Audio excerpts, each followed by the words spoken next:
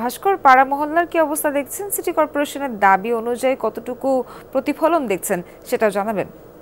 প্রথমে যেটা বলবো যে ঢাকার 2 সিটি কর্পোরেশনের প্রায় 20,000 কর্মী মিলে কিন্তু প্রথম দিনের যে কোরবানি পশুর বর্জ্য, সে বর্জ্য কিন্তু ইতিমধ্যেই পরিষ্কার করা হয়েছে। তারা যে দাবি করছে সেই দাবি কিন্তু অনেকাংশেই ঠিক।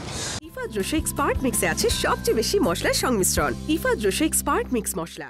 আমরা ধানমন্ডি, কলাবাগান, বাংলা মোটর, শুক্রাবাদ, মোহাম্মদপুর এসব এলাকায় ঘুরে দেখেছি যে এসব এলাকার প্রথম দিনের কোরবানি পশুর যে বর্জ্য অথবা হাটের যে ব্যবস্থাপনার বর্জ্য ছিল তা কিন্তু অনেকাংশেই পরিষ্কার করা হয়েছে।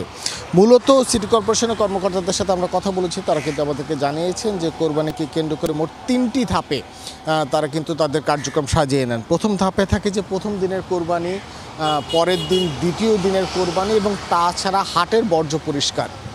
এবং সিটি কর্পোরেশনের কর্মকর্তারা কিন্তু জানিয়েছেন যে নগরবাসীর সহযোগিতায় তারা এবার অন্যান্য যে কোনো বারের থেকে অনেকটাই দ্রুত কার্যক্রম করতে সফল হয়েছে। কারণ অন্যান্য বার দেখা যায় 24 ঘন্টা সময়ের মধ্যে করতে হয়, এবার কিন্তু তারা কিছু কিছু ক্ষেত্রে 8.5 ঘন্টাতেই সেখানে সফল হয়েছেন। এখন তাদের অপেক্ষা রয়েছে যে দ্বিতীয় দিনের কোরবানি। এবং আপনারা জানেন যে কোরবানির যে কার্যক্রম, গরুর জবাই থেকে শুরু করে পরিষ্কার এবং বাসাবাড়ির সামনে যে রক্ত পরিষ্কারের যে বিষয়টি থাকে সেগুলো শেষ করতে করতে কিন্তু দুপুর 12টা থেকে 12:30 পর্যন্ত সময় অতিবাহিত হয়।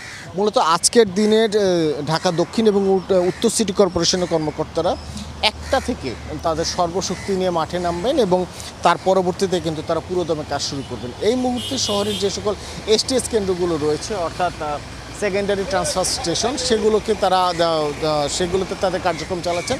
গত রাতের যে সকল এখনও বর্জ্য রয়ে গেছে সেগুলোকে তারা এসটিএসে নিয়ে আসছেন এবং তার পরবর্তীতে হয়তো বা আজকের যে সকল পশু জবাই হবে সেগুলোর বর্জ্য ব্যবস্থাপনায় দক্ষিণ সিটি কর্পোরেশন অথবা উত্তর সিটি কর্পোরেশন নজর দেবেন।